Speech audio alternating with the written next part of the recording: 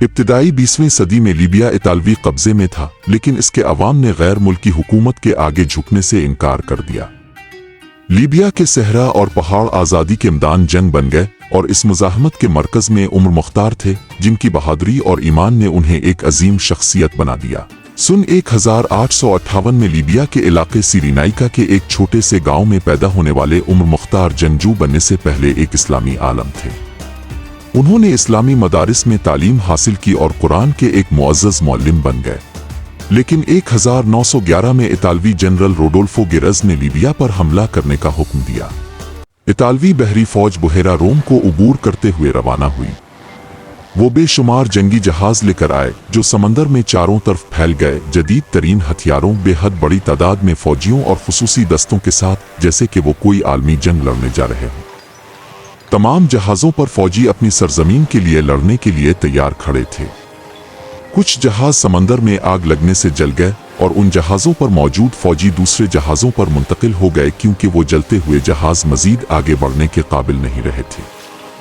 वो सहरा की तरफ मार्च करने लगे और पहाड़ी इलाकों से गुजरते रहे। इतालवी फौज जदीद तरीन जंगी हथियारों और भारी असलहे से लैस थी और लीबिया के गरीब अवाम पर हमला करने के लिए सहरा में दौड़ पड़ी। उमर मुख्तार अपने जंगजुओं के साथ घोड़ों पर सवार होकर सहरा में आगे बढ़ रहे थे। वो दो मुख्तलिफ समतों से हमला कर रहे थे और फिर छप जाते थे, क्योंकि मुख्तार अपने सहरा को अच्छी तरह जानते थे। इतालवी फौजी सहरा में भाग रहे थे और अपने जख्मी साथियों को तिब्बी इमदाद के लिए कैंप ले जा रहे थे। जवाबी हमले में लीबिया के घर तबाह हो गए और शदीद बमबारी के बाइस जल रहे थे। हर तरफ धुआं और आग दिखाई दे रही थी, जैसे वहां कोई भी ना रहता हो। बिल्कुल जिन वादी की तरह का मंजर था। बच्चे भूख और खौफ के मारे अपनी माओं की गोद में बैठे तबाशदा घरों को देखते हुए रो रहे थे। मुख्तार रात के वक्त अल्लाह से सलामती और अमन की दुआ कर रहे थे और अपने गांव के जंगजुओं से गुफ्तगू कर रहे थे।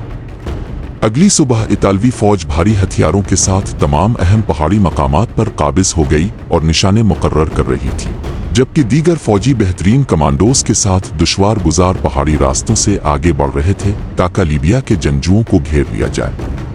जंगी टैंक जदीद तरीन हथियारों से लैस होकर खिले सहरा में तेजी से आगे बढ़ रहे थे। मुख्तार की फौज के कमांडर को गोली लगी और वो शहादत के वक्त कलमा पढ़ते हुए जान दे गए। दूसरी तरफ जख्मी लीबियाई फौजियों को उनके तिब्बी नुमाइंदे मेडिकल रैप की जानिब से इब्तिदाई तिब्बी इमदाद दी जा रही थी और उनके जख्मों पर पट्टियां बांधी जा रही थीं। जबकि इतालवी फौज सरहदी इलाकों में 300 किलोमीटर लंबी लोहे की बाड़ लगा रही थी ताकि कोई इसे उबूर ना कर सके, उधर मुख्तार अपने साथियों के साथ सहरा में असर की नमाज अदा कर रहे थे। नमाज के बाद मुख्तार अपने दो बेहतरीन सिपाहियों के साथ घोड़ों पर सवार होकर मुआयना करने गए और अपने साथियों के साथ लोहे की बाड़ काटना शुरू कर दिया ताकि वो आगे बढ़ सके। उनके गांव के जंगजू मुख्तलिफ रीतीले इलाकों से अपने हथियारों के साथ दुश्मनों पर हमला आवर हुए और कुछ इतालवी फौजियों को गोलियां लगे, वो घोड़ों से गिरकर हलाक हो गए। अचानक इतालवी हथियारों से लदे तैयारे गांव के ऊपर आ गए और गांव पर शदीद बमबारी और हर तरफ फायरिंग शुरू कर दी। दूसरी तरफ इतालवी फौजी जो पहाड़ों के पीछे छुपे हुए थे, दौड़ते हुए आगे बढ़ने लगे और फायरिंग करने लगे। एक इतालवी फौजी ने गांव के एक जंगजू को पकड़ लिया और दोनों के दरमियान हाथापाई शुरू हो गई। वो एक दूसरे को घूंसे और लाते मारने लगे।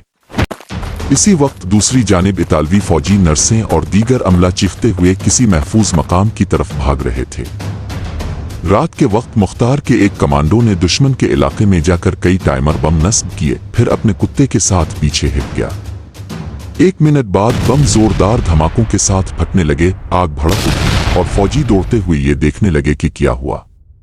हर तरफ सिपाही फायरिंग कर रहे थे, जबकि असलहे के ज़खायर और झोंपड़ियों में मुसलसल जोरदार धमाके हो रहे थे।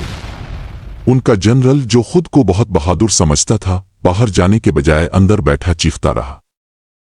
अगले दिन अचानक इतालवी फौज ने उमर मुख्तार को इस वक्त गिरफ्तार कर लिया जब वो सहरा में खड़े होकर एक मंसूबा बना रहे थे।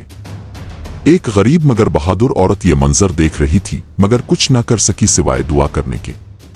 चंद दिन बाद मुख्तार को अदालत में पेश किया गया। तमाम आला अफसरान अदालत में मौजूद थे और जज की बातें सुन रहे थे। 4 जजों के एक गिरोह ने मुख्तार के मुकदमे का मुताला किया और बिलाखिर इस पर दस्तखत कर दिए कि उन्हें फांसी दे दी जाए। शिकस्त खुर्दा गरीब लीबियाई अवाम को खिले सहरा में जमा किया गया, जहां इतालवी सरबराह ने ऐलान किया कि उन्हें उम्र मुख्तार की मौत का मंजर दिखाया जाएगा। ये असर की नमाज का वक्त था और सूरज सहरा के पीछे गुरूब होने के लिए तैयार था। दो सिपाही उम्र मुख्तार को पकड़े हुए उन्हें उनकी आखिरी मंजिल की तरफ ले जा रहे थे, जबकि दूसरे सिपाही फांसी के लिए रस्सी को पकड़े हुए इसे छोड़ने के लिए तैयार खड़े थे। उम्र मुख्तार का चेहरा पुरसुकून और बेखौफ था, क्योंकि वो इस्लाम के लिए अपनी जान कुर्बान करने जा रहे थे। मुख्तार ने अपने मुल्क के लिए 20 साल से ज्यादा जंग लड़ी, यहाँ तक कि वो गिरफ्तार कर लिए गए। उनकी कब्र लीबिया में है। उनकी कुर्बानी आज भी लोगों के दिलों और तारीख की किताबों में जिंदा है।